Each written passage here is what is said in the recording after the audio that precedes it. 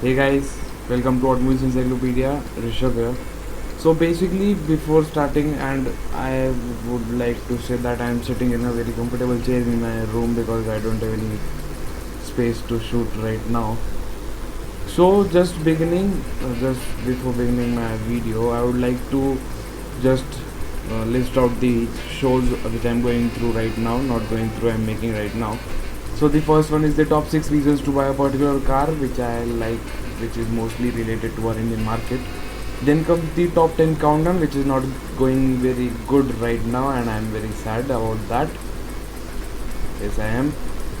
Then comes my hash event and hash vlog thingy, because I like adding hash in front of every topic. Yes, I do. Yes, I do. Now comes my next web show or web series, which is the Quick Talk. So, but it's basically Quick Talk is a thing in which I'll try to teach you guys something. I like my t-shirt. So I'll try to teach you guys something in a very quick video or a very short video.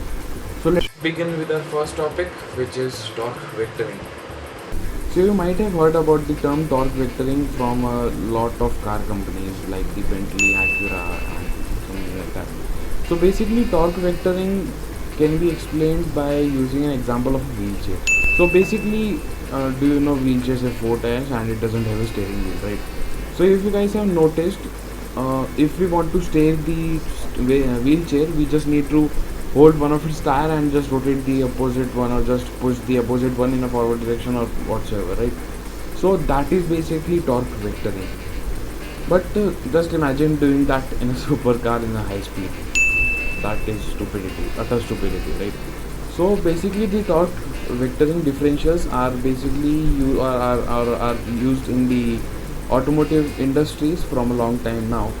And just to give its example, torque vectoring works like this. Just suppose, imagine, if the left tire goes in the forward direction, the right tire will go in the backward direction, or the opposite, or it can be done in any combination. Just like it can, the both the tires can go in the forward direction, or both the tires can go in the backward direction.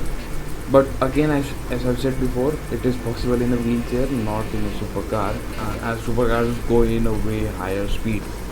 So what torque vectoring does is that it provides, or it transmits the speed in both the tires differentially, so it can vary the speed of the tires.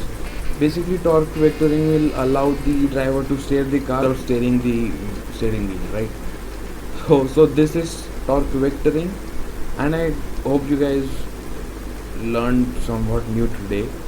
And I guess I'll just keep on doing this again and again. Thanks for watching my video, and please don't forget to subscribe to my channel. Thanks for watching.